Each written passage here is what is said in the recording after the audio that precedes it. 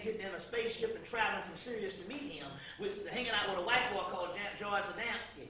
You understand what I'm saying? Believe me, man, I'm going to tell you something. Now, I've been in this thing a minute, and you know, I even took him at face value until other light of evidence came in.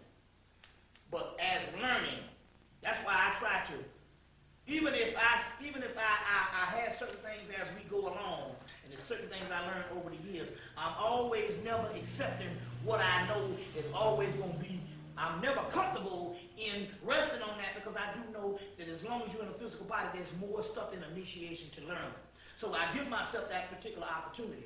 But over the years, it's highly unlikely that it was a black person that came that was physically from Sirius and all this type of thing here, because I'm going to tell you something, man. Let me tell you. If there's anything on the spirit realm that is to be known about, you best believe that's what I deal with. And I'm trying to tell you, that's what I deal with. And I'm trying to tell you, it's highly unlikely. He said he met two black men rolling with a funny-up watch on, and he could have met some people, and they told him he was from Sirius. That don't necessarily mean there's no proof that there's some Sirius, but I'm not counting out his thing, because we do also have instances where they have people that come in and they interact with people, and people think they were human. And then they find out later on these people will either disappear or something like that, and different things happen. I'll give you an example. I was telling the people about how people now go in a cornfield and they see ghosts, they see people working in slavery. But one guy said he could see ghosts working in slavery. Another sister said she saw ghosts working in slavery. They were still working in slavery because they were stuck in a time vortex. But then we get this other story. One sister from Chicago named Sharon, here's my tape, about these two guys and this woman that have ghosts working in slavery. They see these ghosts, and she said, I'll give you one better. She said in 1993, she had a son that was in the army in Virginia, and he would call home and say, Mama, they still got people up here in slavery. She said, what you mean? She said, people working on a plantation, and they dress just like slaves, and they work like slaves. She said, there's slavery going on. And he said, we used to come up and tell them, hey, slavery is over, don't y'all know? And she said, he used to tell her that. And she said, well, you heard my tape. She said, but it could have been ghosts. He said, but he said it was real. So she called them up, and I said, well, ask him that when he asked those people, when he asked those people, that when he asked them, don't y'all know the slave was over, did they answer back? And she called him up, right? He said, no, they didn't. I said, see, but there was a vortex that was so powerful until he stepped into that vortex and it was real. You see what I'm saying? So to give him the benefit of the doubt, they could very well have been a spiritual connection that also happened. But as far as black men coming down in fucking spaceships from Sirius, you see what I'm saying? And visiting him and all this kind of thing here in 1960 or something, we done caught all this goddamn hell. I don't want to see a black motherfucker from Sirius, all this hell we done caught. There's gonna be some ass whipping. Well, but then it say on one hand that this got to be played out, that, you know, it's just like a battle, you know, when you draw a battle plan, the battle has got to be fought to the end, you know, even if you yes, but here goes again, but it's not a physical black man in what you call it, because what a physical black man on a higher dimension doing with a physical body? Well, didn't you say they could come and take a body? Yeah, I said that they could come in, and I said as a result, it could have been one of those types of experiences, but as far as them being from another planet, that's a physical planet in the universe, that they went to, and they got a whole group of black people up there chilling, and they can get on a damn spaceship and come down here, and we all in this goddamn slavery. I'm like, what's the fucking point? We could have been came and took us back. But the whole concept here is, that's all bullshit. There ain't no damn other motherfuckers physically on those planets, because that's all a holographic universe. They don't even exist. So what's the spiritual world then? The spiritual world is what it is. It's a whole spiritual world. I mean, but it's a living entity. No, right? It's a spiritual world with spiritual, real, going on, spiritual things, spiritualized, spiritual things, spiritual thought, but it's not physical. This is the only physical realm in the universe. Yeah, but what I'm saying, Bobby, you said the spirit is in everything. It lives. The spirit is life. No. So where is the spiritual realm? Where do we go after we pass through this life? Don't we go to another realm? No, you go to, yes, but that realm is not physical. Whether it be a locality that's like a waiting place until the universe turns into this new home, outside of the physical body, it is not physical. And some people go to live in their own people. since the universe is in you. But it's not a physical world. The only physical world is this earth and the universe that we travel around in, because the white man just goes on a little ship and travels outside of the little atmosphere. He ain't never even went to the goddamn moon, come to find out. That's a joke. And stuff. That was all fake. Because any cracker ever went to the moon, why he ain't up there with a McDonald's now? You ever known a cracker to go somewhere and then take the shit over? So what's the space program about? It's all farce. Money. It's money. It's what you call it. And plus, they do the space program because they are looking for something. You see what I'm saying? But hell, after 30 years, or after over 40 years, they ain't been able to find nothing. Other than a damn airplane that flies outside of the atmosphere. This 2003, and them bastards blowing up. Yep. So upon death, does your soul remember its past lives? A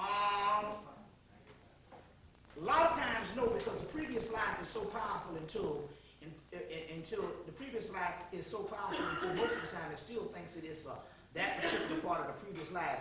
Not unless if it wasn't a reincarnation thing and it's back in the body, which is, they don't reincarnate as fast, but it's still, a lot of times, it still thinks it's the human body.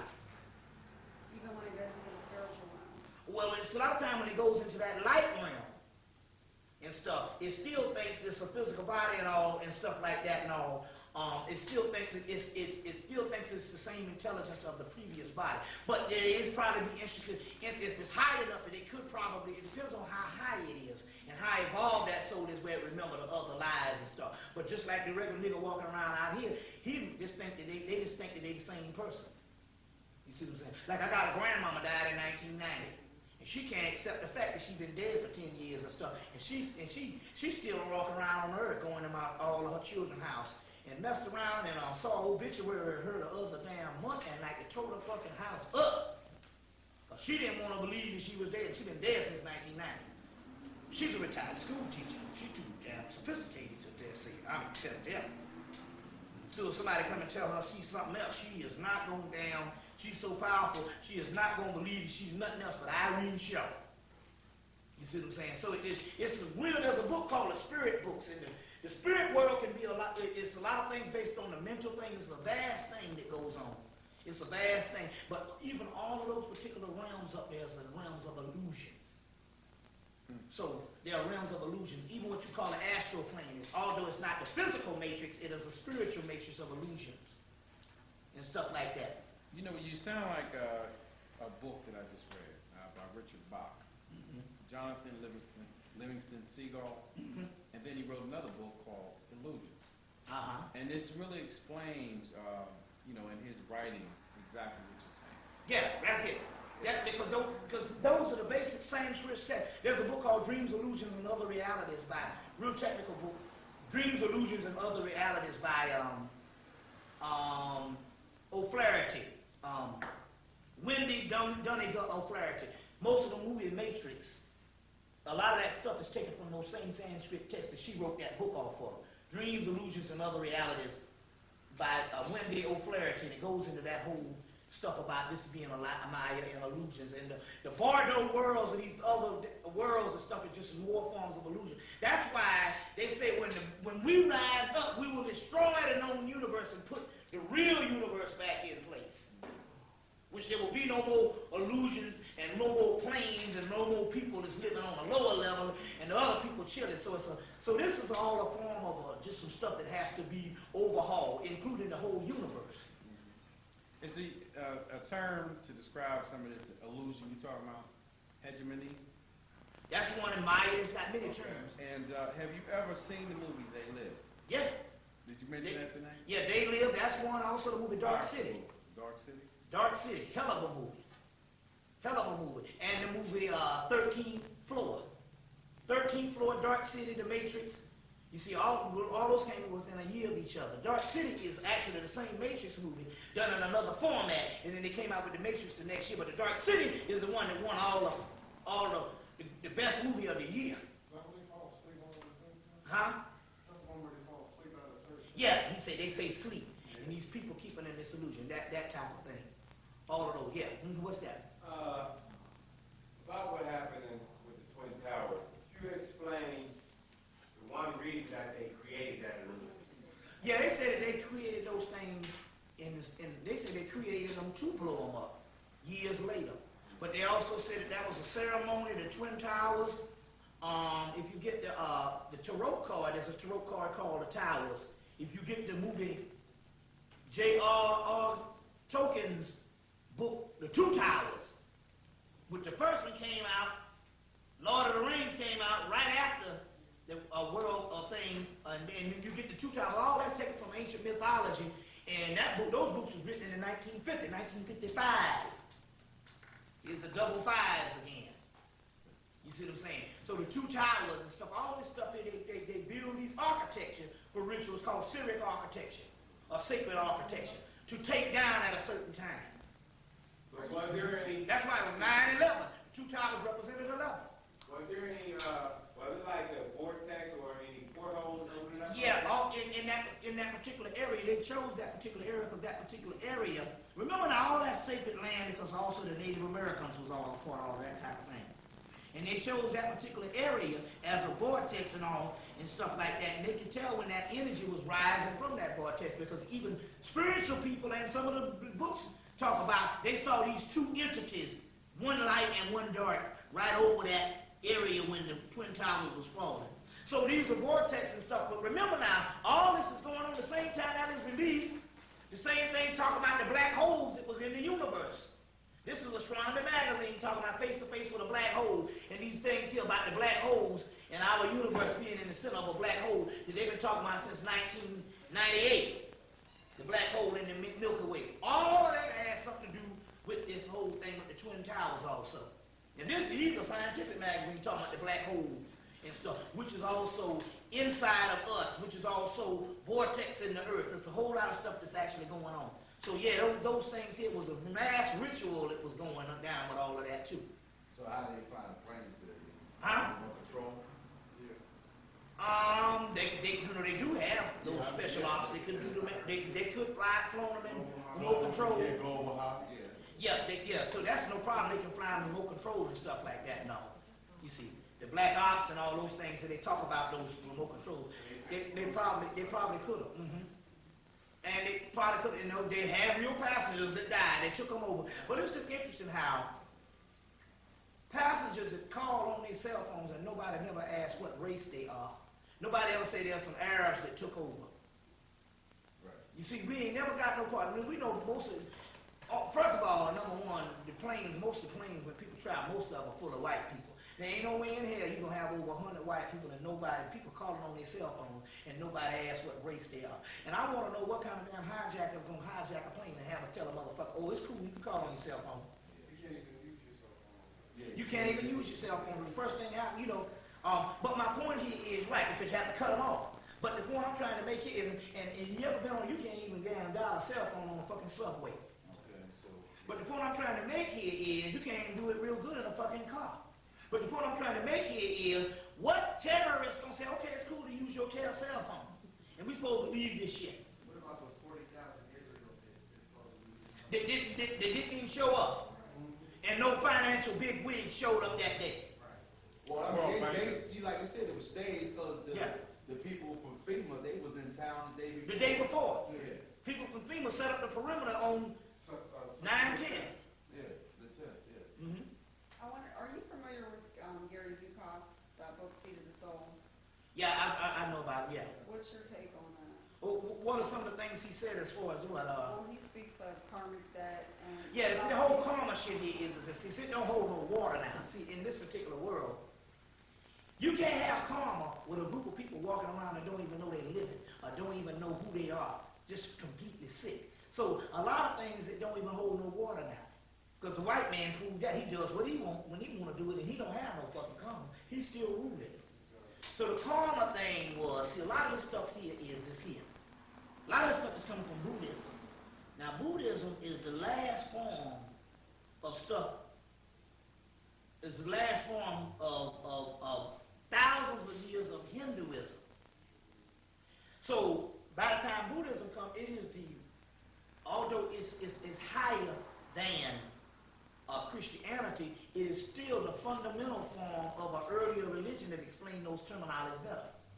karma or harma, because the word comes from Harmageddon, Horus Maya, karma, was ultimately talking about Mayat, retribution, tikkun, which is talking about an end-time process. Something that's going to happen at the end of something, after a process of the life wave. But what happened was, after years and years of those thousands of years of Hinduism that went into Buddhism, it becomes a fundamental thing, and some of those things, just like sin, get blown out of proportion. So you're thinking there's karma for everything, which is unfair. Let's take a nigga walking around here, he don't even know who the fuck he is. How the hell, if he commits something, it's going to be karma when he's a person that was a person from Africa, or a person from an ancient world, and now he's thinking he's Ben Bryant. So a lot of it is it doesn't hold water based on the word that we live in today. And so what it is some of that stuff is blown out. This is fundamentalism that was stuff that became a cultural thing, a philosophy that when a lot of earlier motifs and stuff was forgotten. They say that basically the ancient man, when they have certain things that mean certain high principles, and then years later after they have generations, they will come in and they can't understand the principles, so they'll either lump it into evil or sin or karma. And that's what you got with a lot of this thing here. Or this karmic debts and all this kind of thing here. To who and what? You see what I'm saying? And what? You see what I'm saying? So a lot of that stuff is the Hindu or the East Indian form of fundamentalistic Christianity and moralism, as sin is the Western or the later day result of the Middle Eastern form of those things that had greater terminologies in the ancient world. And then what you put out, you won't get back. Hell no, that shit. Not unless it's called. Now there's a cause and effect that you can put out based on your mind causing it, and the energy that you put out around you can get back. But as far as some stuff that you're gonna get in the end based on that judgment and all that kind of thing here, the great judgment in the scales of Maya is an alchemical judgment of the body balancing itself out. And if you don't have a soul, then you will be judged because you will burn up in eternal, what is called internal combustion.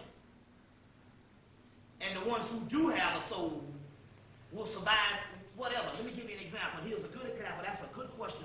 Because these are good answers that you're giving. But let me give you a good example right here on what I'm talking about right here. This is one of the excellent ones, and I've been reading this for years, but it's one of the excellent ones to explain that. Because this stuff here, a lot of that stuff is blown out of proportion, but let me give you this one. This one is a beautiful one. It says that the psychic man has been instructed by psychic matters, and they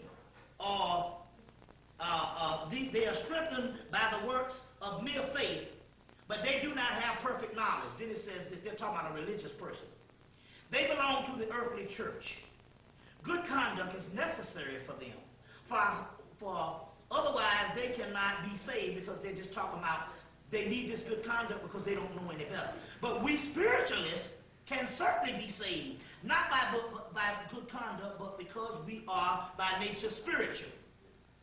Just as the earthly cannot participate in salvation, for we spirituals are not capable because they are not capable of receiving it. I'll tell you what they mean by that. They're talking about the earthly, they're talking about the people that only have the soul, that don't have the soul. They cannot participate in salvation because they can't receive salvation, because your soul is what is salvation. That's what's saving you. It's salvage because it is the end result of what's coming up. So those who don't have a soul cannot participate in that. But it says, but in turn, we spiritualists cannot accept decay, which means because you have a soul, no matter what you do, you will not accept decay in the end. No matter what actions it undertakes. Just as gold placed in the mud does not lose its beautiful shape and retains its own nature, the mud cannot harm the gold. So we spiritualists cannot damage or loosen our spiritual nature, even if we engage in various forms of action. So it means here that no matter what you do, the soul is indestructible because it was beyond the physical before it came here, and it is only having a physical experience, and no matter what you do, the soul is indestructible. It is the Alpha and the Omega. It's going to be here forever. So therefore, you can't damage it. Now, you can bounce around in incarnation, and basically the karma they're talking about is ignorance. But if you have a soul, they are all going to go the same place when this thing is over. So a lot of this New Age stuff, they still mix the religious aspect up in there. And a lot of times they talk about all this stuff about who ain't going to make it and all this kind of thing, because they're not going to make it, these white folks.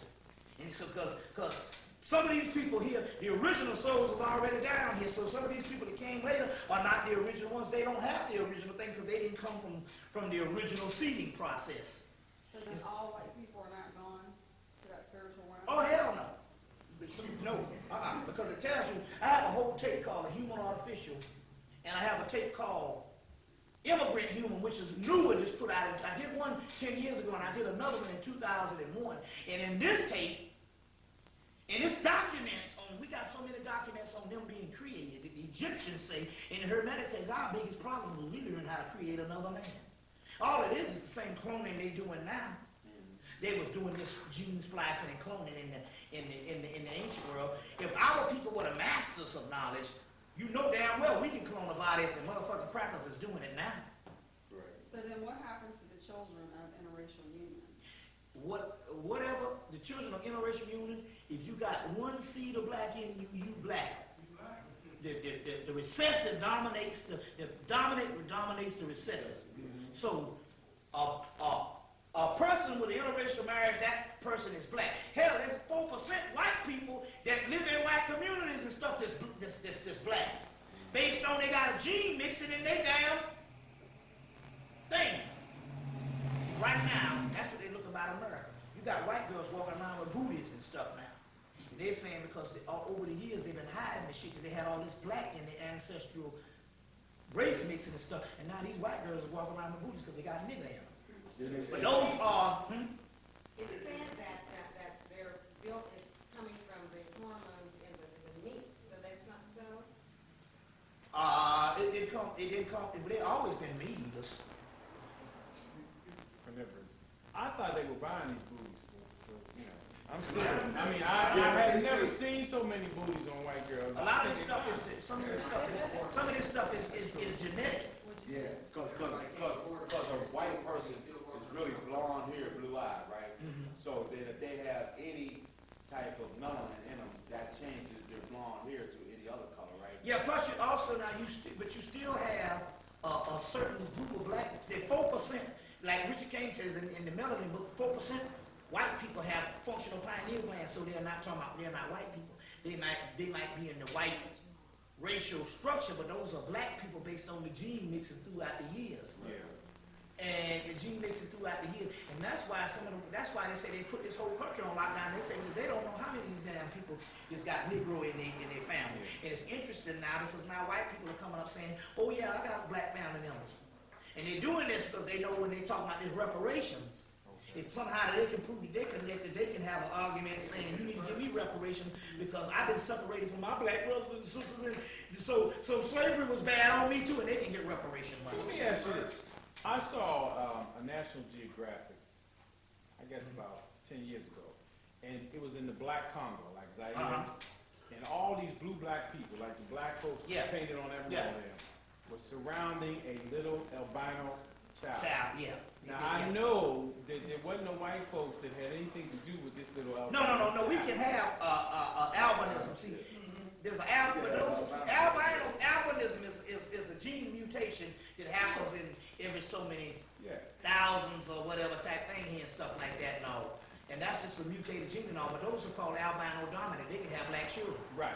Now, when you read Frances Cress Wells, okay, she gets to talking about Romulus and Remus. And mythology you're talking about. Right. And how perhaps these little albinos being viewed as something different. Yeah, strange. They pushed out. Well, yeah, they were like. It would be an abnormal thing in the particular set.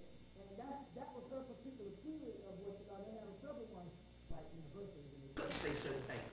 Does that explain the coming from apes and how it is? Well, what it is in the because if they're talking about gene splicing, they said that in so many words that they took human DNA, ape DNA, and other animal and grafted it in together and stuff like that in the gene splicing.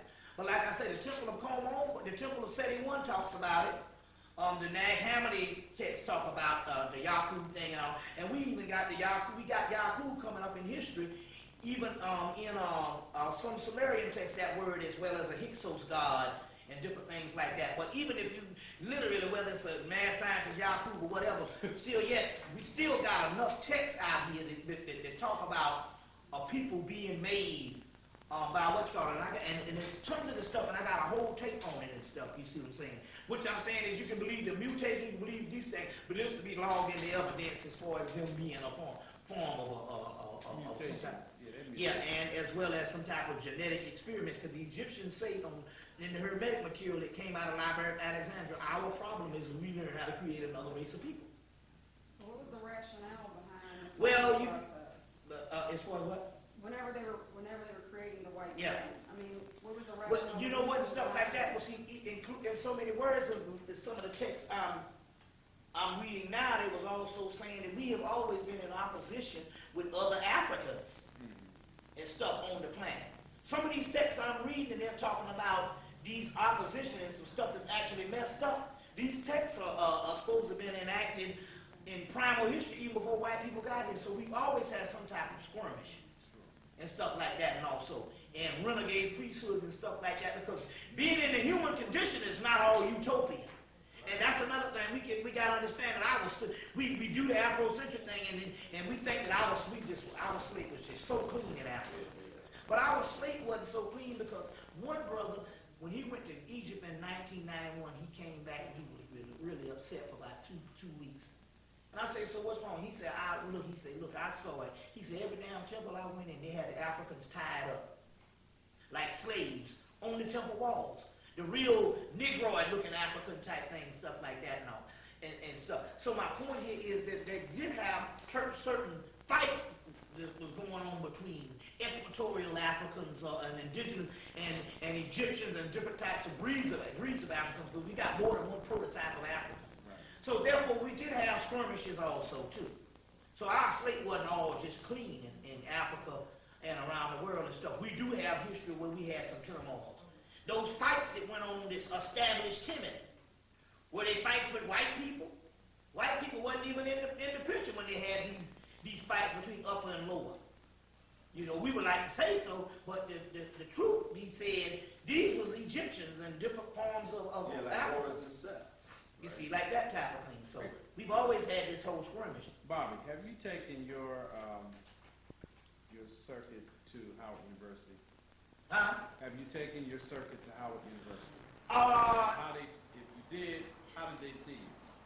Well, let's put it this way. I've taken it to other white universities, and I've also taken it to other black colleges like Hampton and stuff.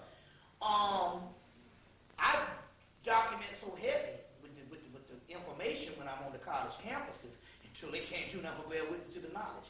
I mean, all the professors and stuff.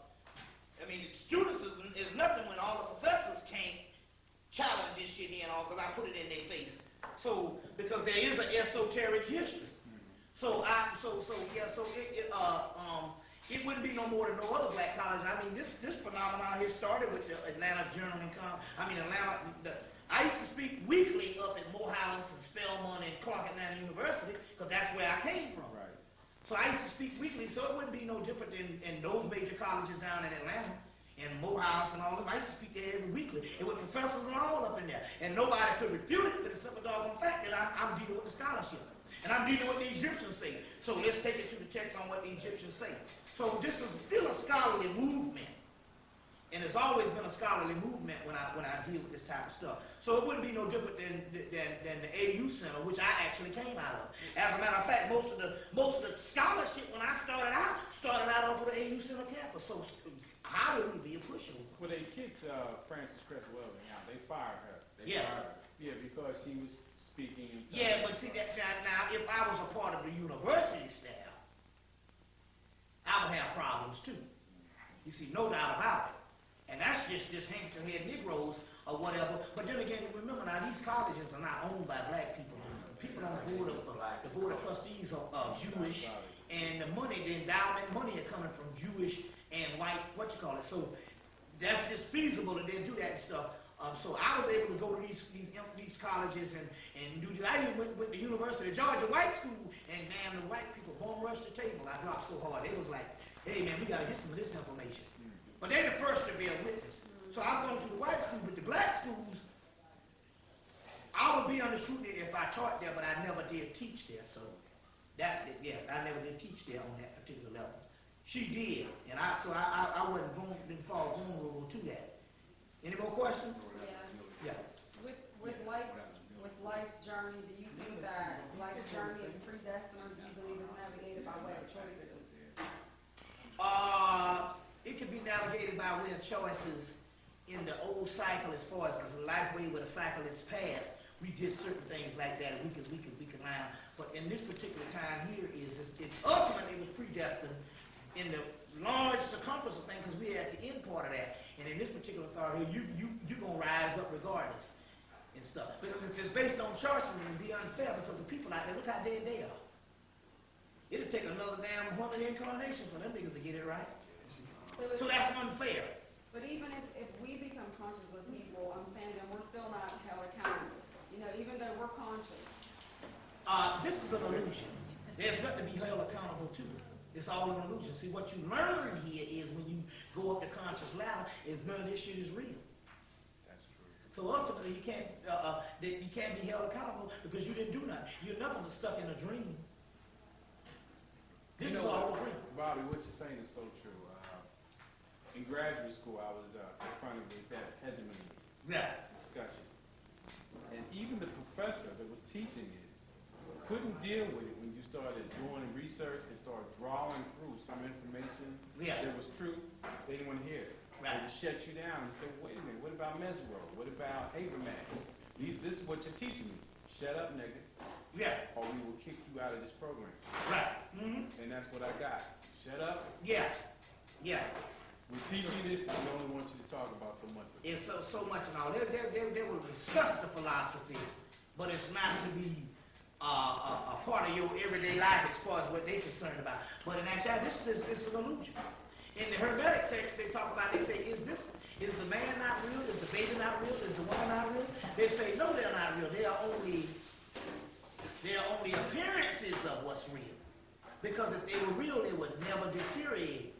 For the mere fact that you can come on the earth and deteriorate and die, and means that it wasn't real in the first place. And that's what the Egyptians say. So in so many words, your soul is the only thing that's real. So then how do you gain peace on earth? There's no such thing. It never was. Those are cliches. Mainly came through white folks. So it's peace within itself. There could peace, that's what the peace has always been in all the philosophical things. Peace has always been itself. What causes disturbance anyway on earth for someone is uneasy with themselves? When you break it down to what a person is, and even to the point where, as even Jung and them figured out, when they say Carl Jung and them, they say they got a book called Evil in Psychology. So what is evil to you is somebody's psychology is making it hard for you. So there is no such thing as peace on earth. Peace is only relative to what you can carve out in your basic surroundings. Reality is only what you can get away with. That's what Robert Anton Wilson wrote a book. Reality is what your ass can get away with. There is no such thing as peace on earth. What's that? B.F. Skinner, he tried to do that with that utopia. Yeah. Walden too. Yeah. You see, that's always been a whatchamacallit and all, and a lot of times when you see, the white boy will put that stuff out there because he has to give the people something to look forward to in his society that he wants to say is legitimate. He wants to say is legitimate. You see, even him, with all his technology and all his great things, the only thing he could invent was a whole bunch of gadgets and shit that you gotta pay for that is improving upon luxury that we already have. That's true. You see what I'm saying? Right now, if you was back in 1980, you wouldn't be devoid or deprived of nothing that you don't already have right now. If you was in 1970, you wouldn't be deprived of nothing that you don't already have right now. It would be the same thing. You was in 1960, it'd be the same thing. It's only an illusion that you think that you gotta have all this stuff. And it's like they say in the movie Fight Club, that's a good one. Well, wait a minute, what would we do without the cell phones? I mean, Huh? What would we do without them? Everybody. That's a great question, because guess what? What did we do? I asked this question also, too. It's a great question you asked, and I asked this question, too. Everybody got a cell phone. And everybody's talking. And believe me, it is a convenience. But my point here is, what did we do in 1990? It wasn't even a part of our reality, and so it wasn't even plausible. We didn't even conceive of it. Gotta have one now, though. You see, you know what I'm saying? How could we live without CD players? We didn't even have them in 1980. It was only invented in 1982. But the record player, the phonograph was even better. You see what I'm saying? So they tell you in the movie Fight Club, they only convincing you to buy a whole lot of shit that you don't need. You see what I'm saying? A whole lot of stuff that you don't need. Now, it can be more convenient, but it don't necessarily mean that you need that convenience. But they tell you. They tell you need those convenience. They tell you people born without TV have a better imagination. No doubt. They can conceive things better. Because think about it, they sitting up watching the damn radio. That means they had to visualize all that shit in their head just to fit what that person was talking about on the radio. You see what I'm saying? And visualize. And a TV set is, if you read a story, you can come back a year later and read the same story and have a whole other meaning. But a TV sometimes, what's put down is what's put down. You see, and sometimes when you get different meanings from these movies, it's because it was a story first, and then it became a movie. And if they stick to the script, you can come back next year and learn something new from that movie. But still yet, I mean, in the 1940s, they had all this type of stuff. You see what I'm saying? So even they asked the question here, man, could you live in ancient Egypt, or could you live in, and the people say, hell yeah, you probably could. Because still yet, only thing we're doing is interfacing with human situations, and I'm quite sure if there was humans back then, you would just be faced with a whole other part of human situations. Same people activity. Same thing, you're going to meet somebody you like and fall in love, you're going to gossip about this particular person here, or whatever it's going to still. We just have technology to do it, but our lives are still kind of simple. Because obviously the technology, it's not like we're a genius because of technology. Look at these fools out here. And we're worse than what we were 30 years ago with all this stuff here. We're not even the same people we were 20 years ago. Disconnected, crazy. See, even 10 years ago, even the consciousness and stuff, they was talking about when they had on VH1, and everybody was talking about how 10 years ago, everybody was walking around with Africa on their chest. So, you know, that don't necessarily, technology is not synonymous to evolution. No. It's just a better way to just do nothing well. You see what I'm saying? Bob, I was asking you about Farrakhan. Does the government have something on him? Is that the reason why he turned colored and he's a, you know what? We didn't even get him to the government. They televised him in 1984. We didn't know who Farrakhan was until TV brought him to us. Just like we didn't know who Mandela was until TV brought him to us. What I'm trying to say here is, the white man know because a person talks shit about white people, that doesn't necessarily validate him to say they're on the side of black people. They had checked that system years ago. Now let me tell you what happened here. Some brothers from Florida, some brother was in the university, some brothers at some university in Orlando, in Jacksonville, Florida, got some papers. And one of these brothers was from the Nation of Islam that got some papers of some covert COINTELPRO papers of Farrakhan and Wallace D. Muhammad in like 1976 after Elijah Muhammad died. They called both of them in, and these were on these papers, and they told them, look, we're going to split this up. You take the conservative, and you take the radical. And go out that way, and that way we can control both factions. It's in the book, the Occult Technology of Power, which is the Illuminati handbook. I got a copy of it, and somebody said they found one on the internet, but you can find this their handbook on how they rule the world. It's called Occult Technology of Power, and they say it's best to control the radical and the conservative. Is that like the one Machiavelli wrote? Now this is the one. This is the Illuminati handbook. This is the shit they go by. It's called the Occult Technology of Power. The one like Machiavelli wrote? You talking about the Prince? The prince. Yeah, those are some of the things that's incorporated in this Machiavellian thing. But in the cult technology of power, they go into the scientific on how you rule the people, just like pimps and hoes. And in this book, the orange and burgundy book, something, Path of Power, 100 something Path of Power. Everybody was reading back in '99. It's an orange and some kind of path to power, some kind of thing of power. It's a book that they sell it in the store. But they took some of the principles from the occult technology of power. But if you can go on the internet and access that, it's the Illuminati handbook. And they say our job is to remain anonymous. So they say anybody that you see out front is never the real person. Our ability to exist is to exist behind the scenes. That's what Wag the Dog showed you. When he said, I'm going to go public, he said, don't do that. I'm going to have to kill you. And so, it's never the person you see out front. So they said, they fund the radical and they fund the conservative. And that way they can be on both sides. So if they're giving you the radical on TV, they always funded that. So they said they told them to take the radical and stuff like that. They always did that. And stuff like that. So come to find out, this man was a turncoat before he even came on the damn scene. You see. They're saying, did they pay him saying, you better get out there and do what we tell you, or we got something on you, or, you know, I mean. Well, what about the guy something on you? He was an informant from the beginning. He said that he even said on some of his tapes that he was in a room full of money, and I didn't take the money. He was in a room full of money, and I didn't take the money. Yeah, he said that he'd been meeting with folks that was dangerous to him. Yeah. Your comments on Winnie Mandela. Well, what happened with what's her name tells that story.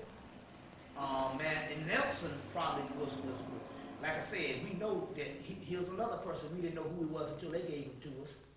And the next thing you know, he gets out of prison. The first thing he does is quit his wife. You see what I'm saying? So whatever the deal that happened with Winnie and stuff, she was the true revolutionary in that aspect.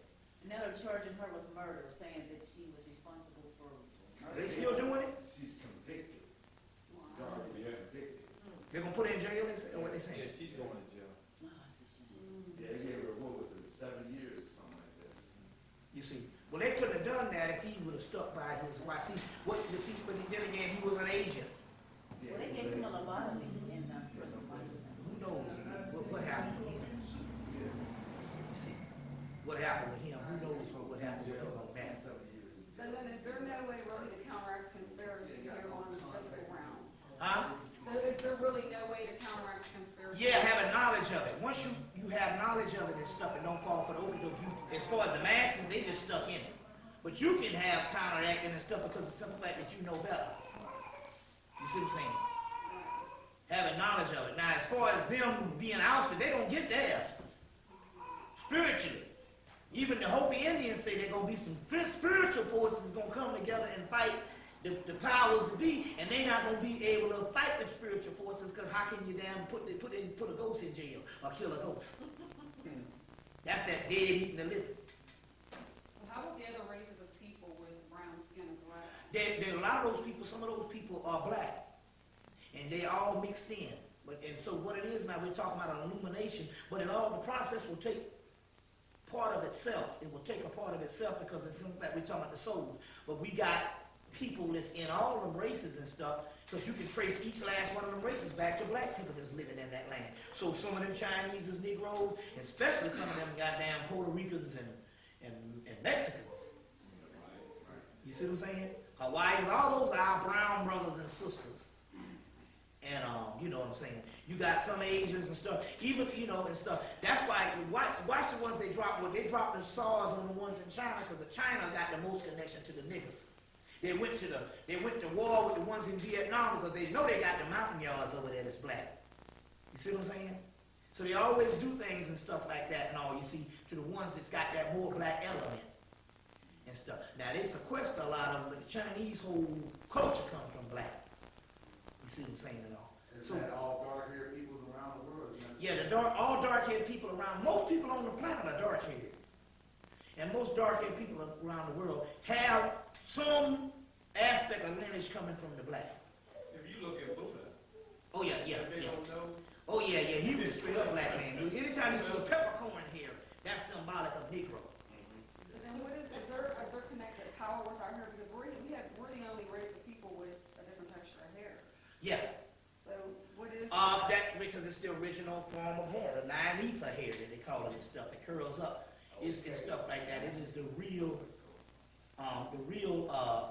original form of hair and stuff like that, which is the hair root. The word hair comes from the word hair root, which is also the Christ. Jeremiah talks about that book of the beginnings in ancient Egypt, light of the world, the hair. No, Gerald Massey was Caucasian, right? Jeremiah was a Negro, they said also too, because see, you got some of those black people. Here he goes again. They tap in and stuff. These white people, and although they in England and stuff like that, no, they have black roots. And he was one of those particular people and stuff like They that. say the same thing about when you look up your genealogy, that some of your ancestors are considered to be white because what white people did is stepped in and they assumed some of those identities. And, you know, because Yeah. they wanted to tie themselves into the family line. Yeah. But I wanted to ask you, I still wanted to ask you about that Farrakhan thing because I asked you that when we first started. Yeah. And the reason being because I'm with you 150% that he's an informer. So the role of this prostate cancer being that they're trying to get the prostate out of men, they're using him. I'm thinking that they're using because he just opened up a prostate center today in Chicago. Well, here it He is was on the again. radio the other There night. you go again. You know, talking Anytime they're doing something like that, and with this particular person, that's a plot to damn destroy black men. That's the reason I was asking. So did they misdiagnose him on purpose? You know? 'Cause I think no, he's sick. He was sick. He was definitely sick and stuff because this was going down years ago. I think that spiritually this mug can't hold up and stuff because that you know that they know he's there's some things that's going on. But then again, on the other hand, the white boy can sit back and even use his sickness as a way. Well, so he could have induced the sickness to be like a time delay type thing to take effect at a certain time. No, he's had prostate cancer since '91. Yeah, but I'm saying, but he went to conventional treatment. Yes, now it's not the prostate is so much as it is some type of, the prostate thing happened, but this stuff, a lot of stuff he was doing now was the colon stuff, his rectum. Okay. He had to have a shit sack on for a couple of months. Is that right? Yeah. A bag on the side of his shit. Earlier when you was talking about, male-female relationships, and I forgot to ask a question on polygamy. What is your take on polygamy and why this country suppresses it and keeps us away from it, and what would be the benefits of it? Yeah, your stuff is still on. The polygamy thing is this here now. All the ancient society, they talked about it because it makes sense for the simple fact they got more women than men. All ancient cultures had it, but why is it the white man? It seemed to me his culture would have it too. He'd be in the more freaky. It seemed to me it would. But see, what's happening is that it can't work with capitalism. See, capitalism, they got to have one man, one woman, one vote so they can track you. See, capitalism is a series of being tracked with certain credit and certain things as an entity of slavery. So they have to track you, but in order to make the capitalism work. Capitalism can't work if you have your own corporation. So you can have several wives and you can have a whole barter and trade, a whole thing where you work in the system, then you can have your own tribe and your own community. Like that guy down in South Carolina. Yeah, your own community. So capitalism never would work in a polygamy would never work in a capitalistic society because they can't track it. You see, capitalism is a form of slavery. So if you got a tribe, you have a community. So they can tell you got a community, but if everybody in that community got a social security number and a birth certificate and a marriage certificate and they're controlling you from marriage, from the cradle to the grave, then you really don't have a community. That's subjects.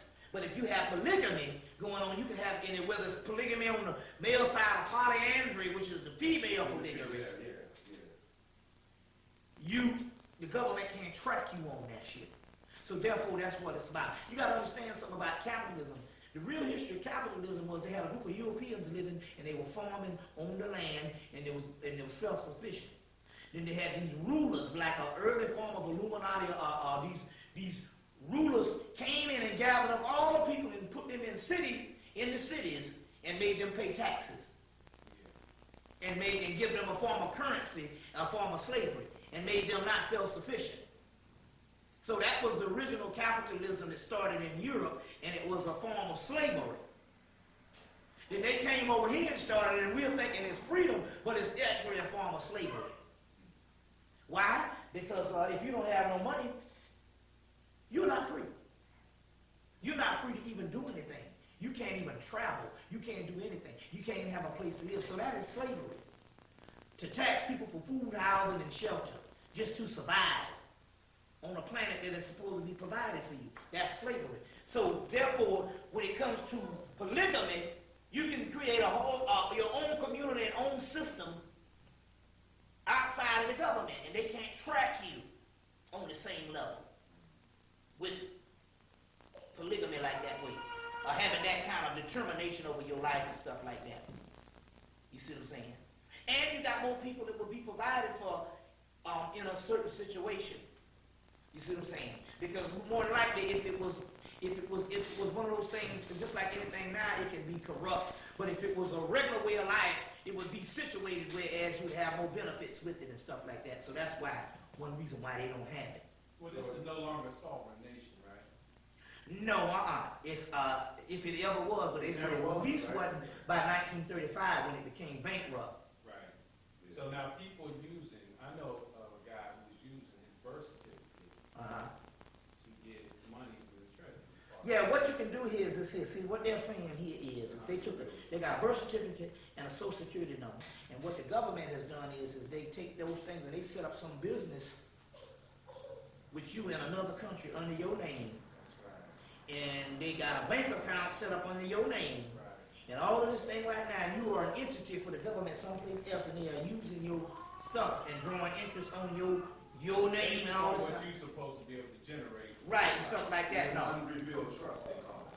Yeah, and stuff like that. So that's the form of the slavery they also have right now, where the Bank of England pays what, $400 for each birth certificate to these hospitals or something like that, and then they use that as a form of a smaller entity. So somewhere in another country, there's a business set up under your name. Your name, that's right. HD 192 HD-192. You can look it up on the internet. Yes. It's a whole process. And this guy actually got a $25 million treasury check.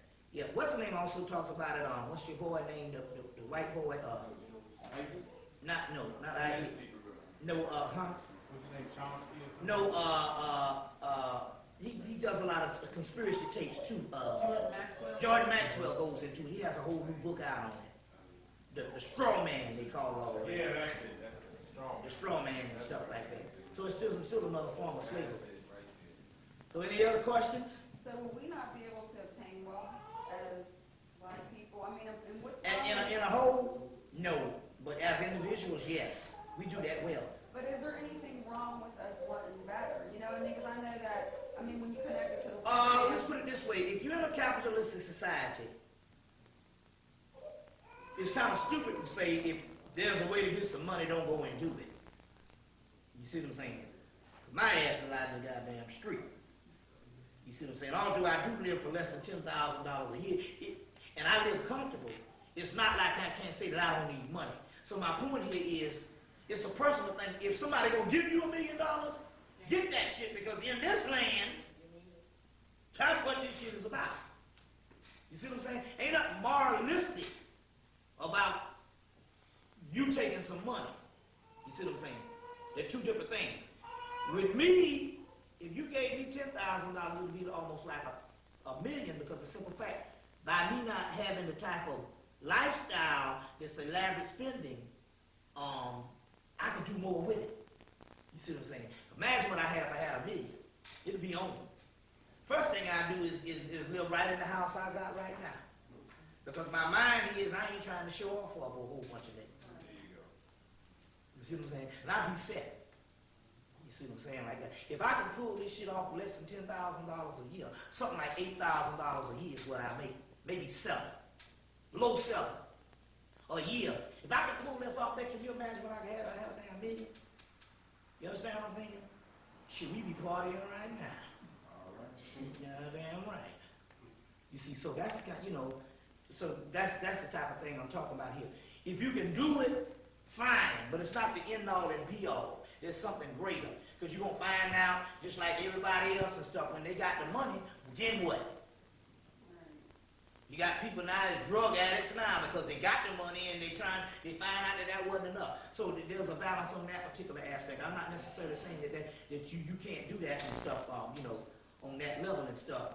But I'm just saying, you know, I say everything is in moderation, balance it out. But yeah, if you can get $1 million and stuff, you see what I'm saying? Hell, you look good, goddamn broke. Or to think you look with a fucking $1 million. Shit. Shit.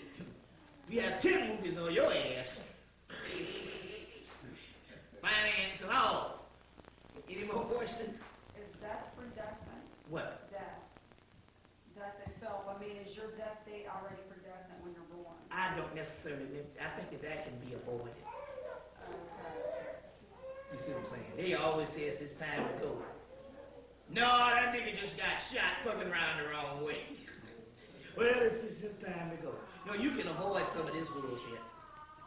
You see what I'm saying? Otherwise, if I tell a person that, man, you need to get off that street, man, you know you're going to get messed up. If it's predestined, just tell them, oh, go on out there and get your head blown off. That's not necessarily true about just his time to go. That's like a cliche that we use to make things better.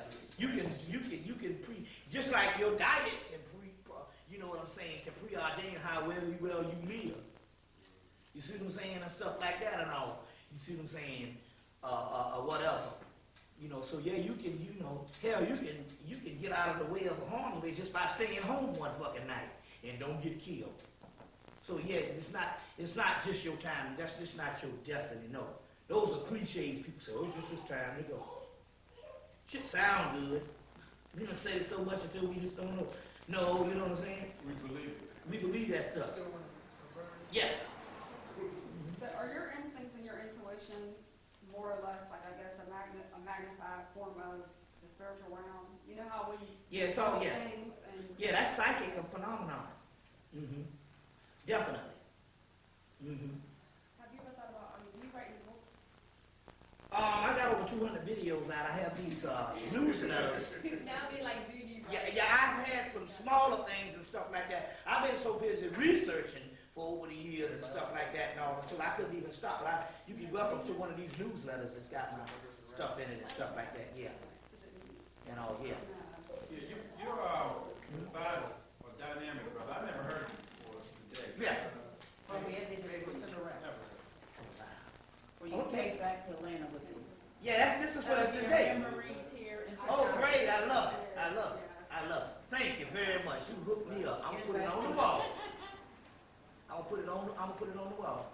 And like I said, I still have the videos here for the people who want to get some or whatever, and I have the CDs, which is dynamite. They set the music, they got libations. One of the brothers really hooked them up. Oh, I'm sorry. I'm trying to wait till you get done. Yeah, yeah. Yeah. $10 just for the CD. Yeah. Any other questions? Now, yeah, back on the